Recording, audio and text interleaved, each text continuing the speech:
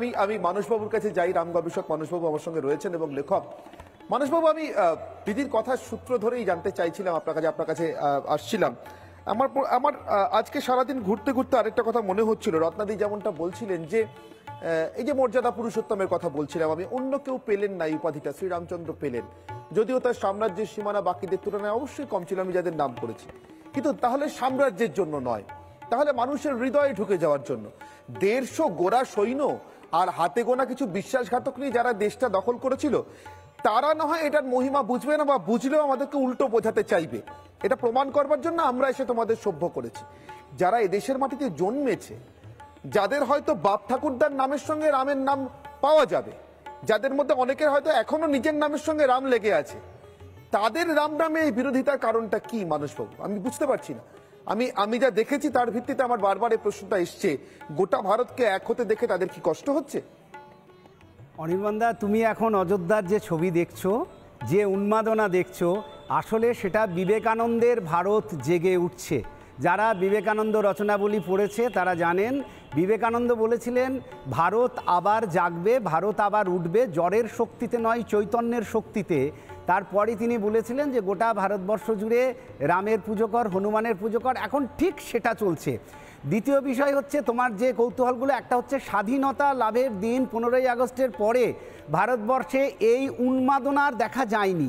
এর কারণ কি? এর কারণ হচ্ছে আমরা ইতিহাসে সভ্যতার পতনের কথা পড়েছি। গ্রিক সভ্যতা, ব্যাবিলনীয় সভ্যতা, মিশর সভ্যতা, আসিরীয় সভ্যতা, একের পর এক সভ্যতার পতন পড়েছি। আমরা কোনো সভ্যতার উত্থান দেখিনি। আমরা সেই সৌভাগ্যবান যুব সমাজ বলতে পারো, বা ভারতবর্ষের সমাজ বলতে পারো, যারা পৃথিবীতে প্রথম একটা সভ্যতার উত্থান দেখছে। তো সেই কারণে এই উন্মাদনা স্বাভাবিক। তৃতীয় যেটা জাতপাত, ভারতবর্ষে কোনো কালে এই জাতপাত ছিল না বলেই সাদা শিবের ওপরে কালো মা কালী চাপে, কৃষ্ণ কালো, এবং যে মূর্তি তুমি দেখাচ্ছে রিপাবলিক বাংলায় পর্দায় রামের যে মূর্তি দেখছিলাম অদ্ভুতভাবে, সেটা আমি তোমাকে যেটা উল্লেখ করতে পারি, বাল্মীকি রামায়ণে রামের যে বর্ণনা আছে তার সঙ্গে হুবহু মিল হচ্ছে এই মূর্তির।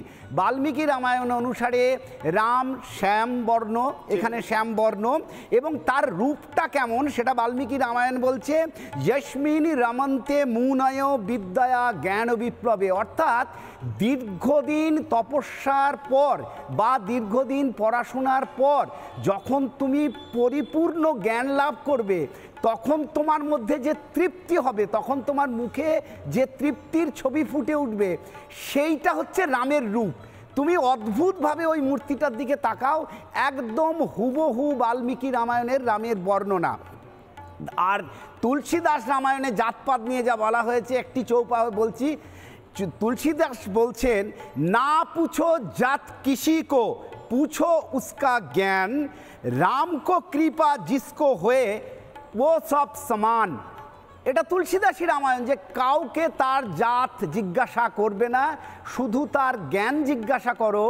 যদি রামের কৃপা সবার উপরে হয় তাহলে সব মানুষ সমান। এটা তো তুলসীদাস রামায়ণের।